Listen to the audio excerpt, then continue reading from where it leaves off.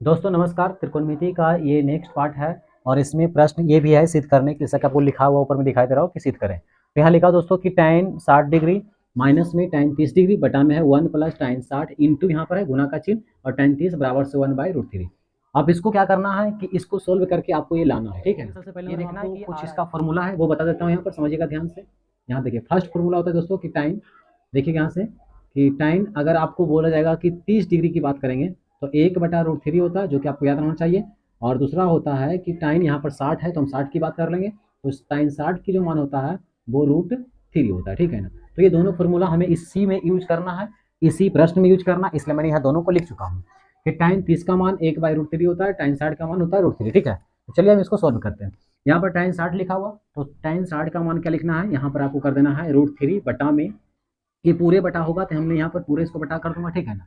पहले समझिएगा कि tan यहाँ 60 था तो tan 60 का मान होता है √3, तो मैंने यहाँ √3 रख दिया, बीच में क्या है माइनस, तो आपको यहाँ पर माइनस करना है। अब tan 30 का मान रखना है, तो tan 30 का मान जो होगा वो 1/√3 है, ठीक है, ओके। अब यहाँ से लिखना है इसको कि 1 है तो आपको 1 कर देना है, प्लस tan 60 का मान वही रखना है √3, बीच में गुना है तो आपको गुना का चिन्ह लगा देना है, या पॉइंट लगा देंगे या तो हम ऐसे कर देता हूँ गुना का चिन्ह, ठीक है। अब tan 30 का मान बोलेंगे तो 1 बाई कितना हो जाएगा √3, ठीक है। यहाँ तक ले बात आपको समझ में आ गया है। अब आगे क्या करेंगे वो समझिएगा ध्यान से। देखिए आगे हम क्या करने वाले हैं कि यहाँ पर √3 लिखा हुआ और यहाँ पर भी √3 है, ये तो इसको कर देंगे एक बार समझने के लिए कि √3 माइनस 1/√3 है, इसके नीचे में कुछ नहीं तो 1 मान लेंगे, ठीक है। 1 हो गया इसको, और इसको देखिए यहाँ से ये और ये क्या हो गया, कैंसिल हो गया, तो बच क्या गया है 1 और प्लस 1 बोलेंगे तो 2 हो जाएगा, तो इसके बटा हमने कर दिया क्या 2 हो गया, ठीक है। अब इसको अगर एलसीएम आप लेकर के यहाँ से देखेंगे तो √3 और ये इसका एलसीएम 1 का होगा कि √3 हो जाएगा, ठीक है। तो यहाँ से अगर इसको भाग करेंगे तो √3 आ जाएगा, और √3 गुना कर देंगे।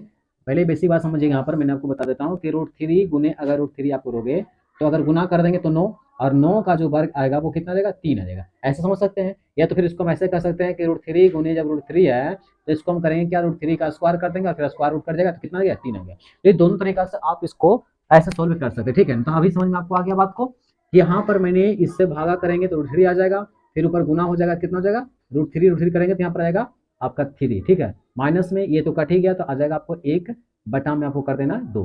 ये पूरे अभी दिखाई दे रहा है वो अभी भाग में, तो एक स्टेप इसको और यहाँ पर हम लिख देता हूँ कि 3 में से अगर 1 गया तो आपको बच गया 2, और 2 रूट कितना हो जाएगा 3, अब बटा में 2 हो जाएगा, ठीक है।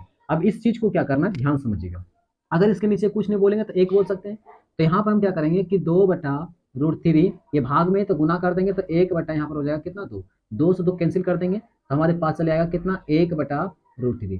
तो दोस्तों यहाँ पर हम बोल सकते हैं कि जो मुझे लाना था 1/√3 वो आ चुका है। तो यहाँ पर लिखना है क्या, LHS बराबर है आपका RHS, लेफ्ट हैंड साइड और राइट हैंड माइन दोनों क्या हो गया आपस में बराबर हो गया, ठीक है। मतलब इधर की माने और इधर की माने दोनों क्या हो गया आपस में बराबर हो गया। तो उम्मीद करता हूँ कि प्रश्न आपको समझ में आ गया होगा।